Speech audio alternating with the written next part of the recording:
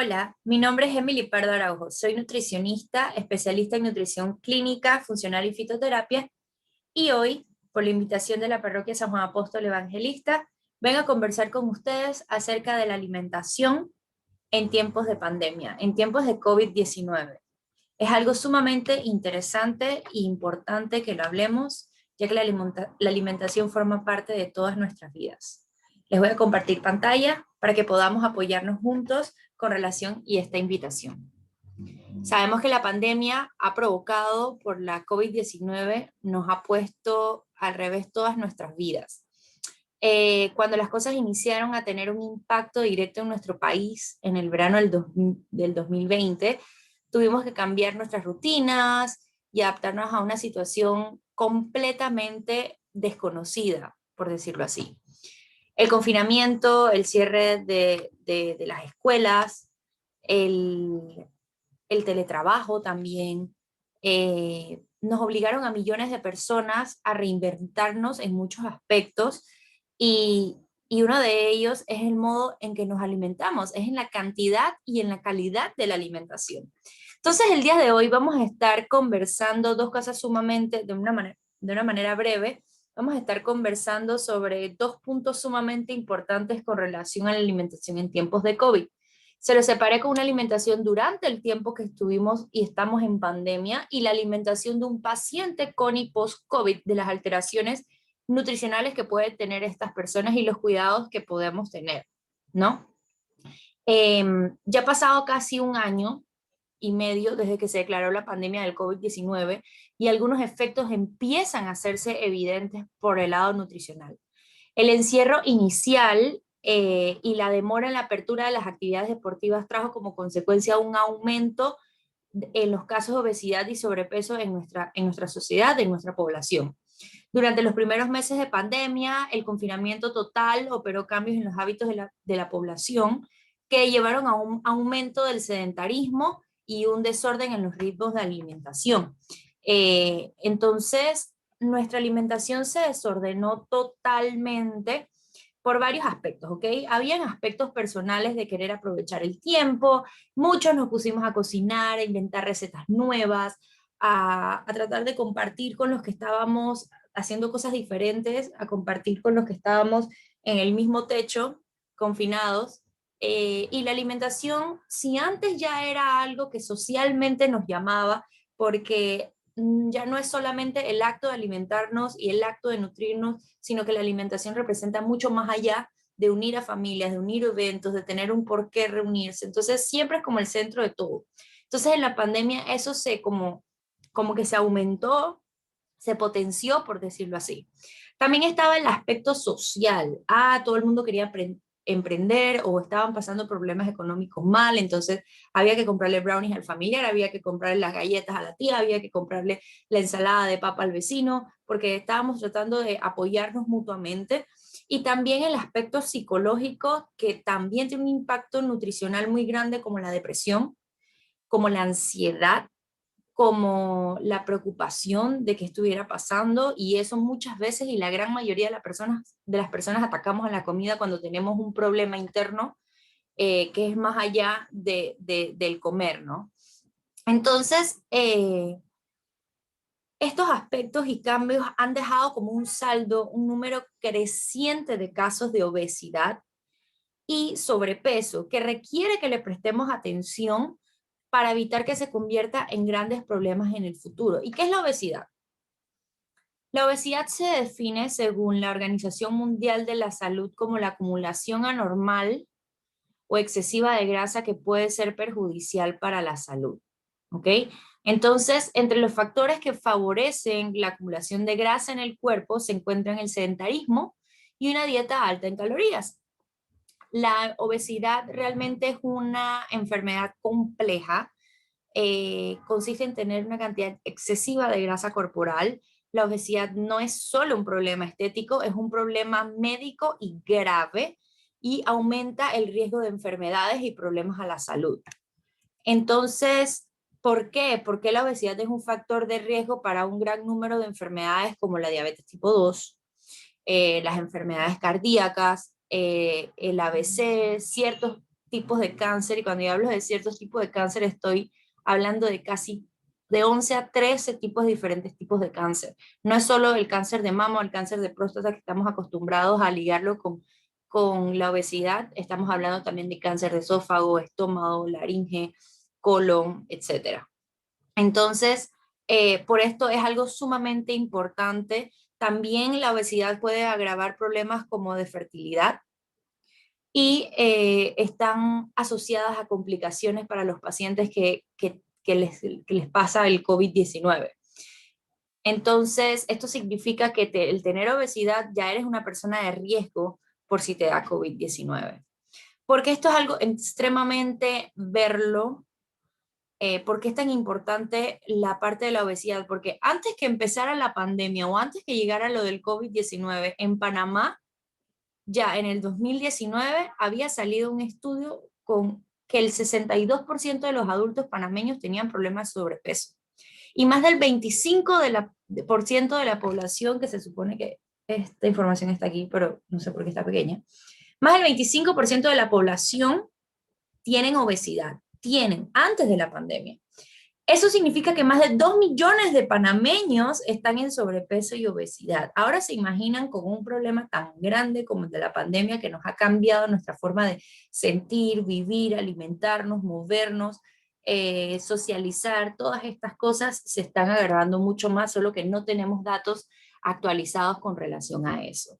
Entonces, esto es sumamente algo importante que tenemos que cambiar, porque lastimosamente en nuestra cultura panameña comemos muy mal, comemos muy desbalanceado, con pocos nutrientes, poca proteína de alto valor biológico, mucho carbohidrato, mucha fritura, muchas preparaciones culinarias que aunque sea lo nuestro, aunque sean los panameños, realmente no es funcional ni a corto, ni a medio, ni a largo plazo, y eso se ve reflejado con nuestra salud. Cada vez nos estamos enfermando más, cada vez estamos más obesos. ¿Ok? Entonces, es muy importante que tomemos conciencia con relación a nuestra alimentación. ¿Qué es importante?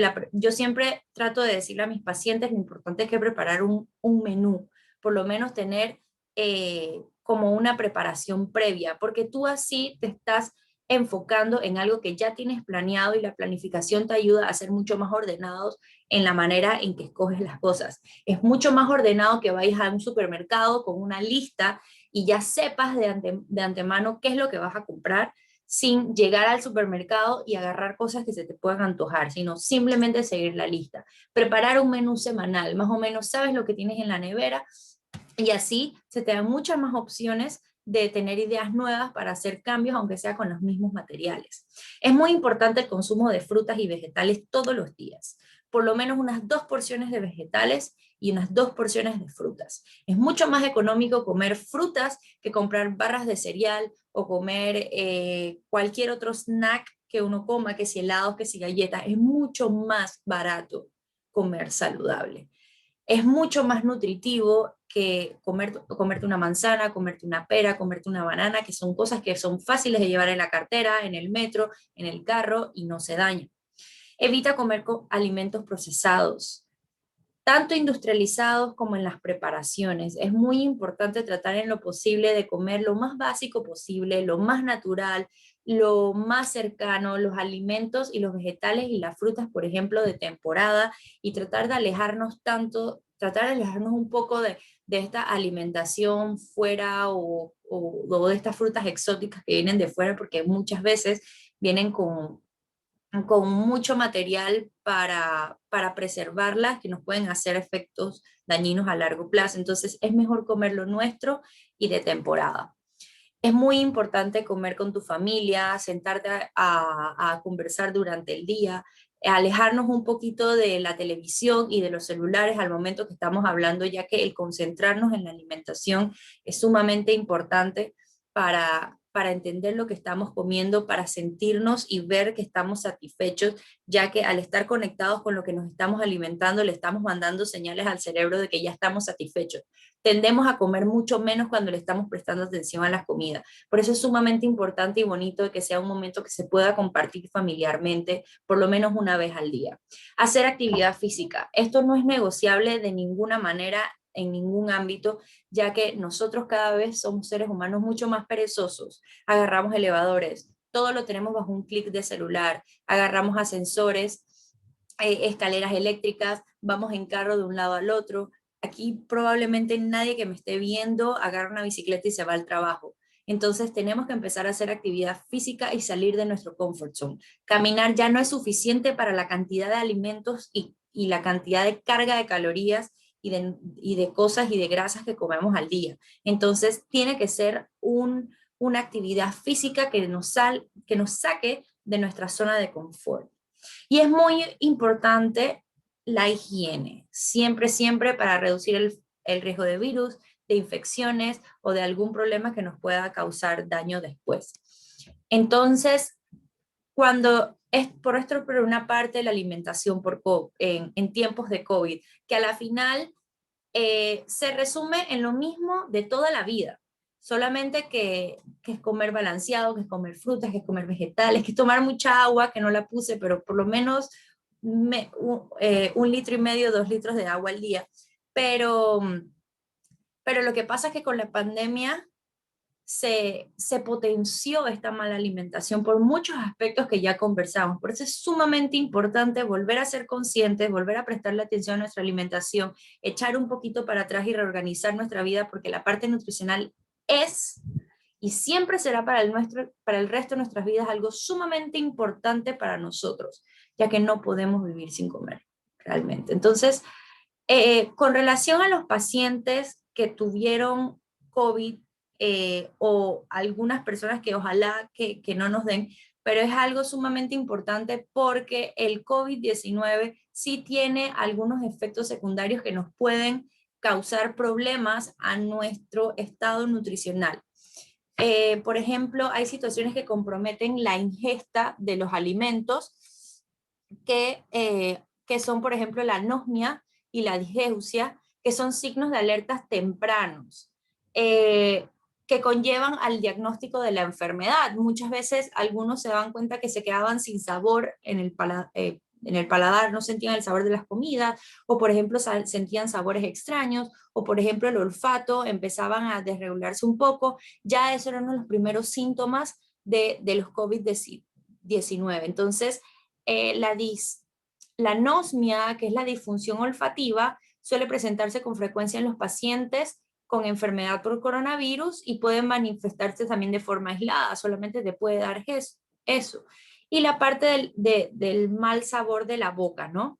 También hay alteraciones en procesos digestivos y absortivos. Con esto me refiero a síntomas gastrointestinales como son el vómito y las diarreas, que también son bastante comunes en los pacientes positivos de COVID-19. La verdad es que es sumamente importante prestarle atención porque estos pacientes tienden mucho a deshidratarse, porque por la pérdida de vómitos y diarrea, muchos tienen solamente vómitos, otros tienen solo diarrea, otros tienen los dos a la vez, lo cual es mucho más preocupante, ya que uno pierde muchos electrolitos por cualquiera de las dos vías y uno se vuelve un poquito más débil, también se afecta la calidad del comer porque nadie quiere comer mientras tiene náuseas y vómitos. Entonces, esa combinación de cosas debilita mucho más al paciente y esos son otros de los problemas, de las consecuencias, de los efectos secundarios que causa esta enfermedad. Lo otro son las manifestaciones endocrinológicas, que sabemos que la infección por el virus de COVID-19 no es precisamente una condición metabólica, pero sí se observan cambios que involucran la respuesta metabólica en el paciente. Estas respuestas son variables y pueden presentarse de forma leves en asintomáticos y severa en pacientes críticamente enfermos. En los pacientes que ya tienen diabetes, que ya son diabéticos, se observa un empeoramiento de la hiperglucemia y la cetosis. La obesidad, por ejemplo, es otro factor de riesgo que se debe considerar en la enfermedad del COVID-19, ya que esta reduce el volumen y la distensibilidad pulmonar. Eso quiere decir que la persona obesa pierde más fuerza pulmonar. Altera el intercambio de gases y genera menor fuerza muscular, lo cual afecta globalmente la función del mismo. Entonces, es sumamente importante que tener mucho más cuidado con las personas que tienen problemas endocrinológicos previos, personas diabéticas, personas hipertensas también, y obesas, ya que esto se puede exacerbar mucho más con el COVID-19. Entonces, por ejemplo, para cuando una persona tenga alteración del gusto y del olfato, es sumamente importante tratar de identificar los sabores que les producen un malestar o una mayor aversión. He escuchado personas que, por ejemplo, sienten sabor podrido a la boca o por ejemplo, las cosas dulces no les provocan, o muy dulces las cosas. Entonces es sumamente importante como percibir qué alimentos les está causando este malestar o esta o realmente no es algo que disfruten, para tratar de evitar ese tipo de alimentos y tratar de aprovechar los alimentos que realmente les esté provocando.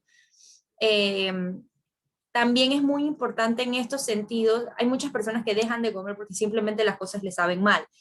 Eh, Podemos hacer enjuagues bucales, por ejemplo, con bicarbonato, a base del bicarbonato, porque el bicarbonato limpia el paladar y las papilas gustativas de la boca. Entonces, por ejemplo, en medio litro de agua, esta cucharita que es como de café, bien chiquitita, una puntita de esas, revolverlo y hacer enjuagues bucal durante todo, muchas veces al día, ayuda a limpiar el paladar y por lo menos hacer un poquito más apetitosos los alimentos.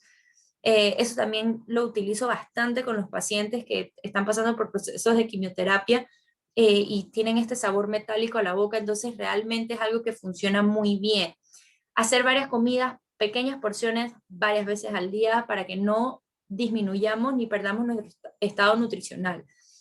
Es importante evitar lo que son alimentos como las carnes rojas, tienen un sabor muy intenso. Importante la higiene bucal, al igual que el bicarbonato, que es un tip muy bueno, es importante lavarse los dientes súper seguidos y permanecer en un ambiente donde realmente cuando se cocina, por ejemplo, tratar en lo posible no estar muy cerca de la comida, de la cocina, para que no empieces con este olor a estarlo intensamente teniendo presente. Es mejor cuando ya está servida la comida, tú vas y vas. Solamente en este tipo de casos, ¿no?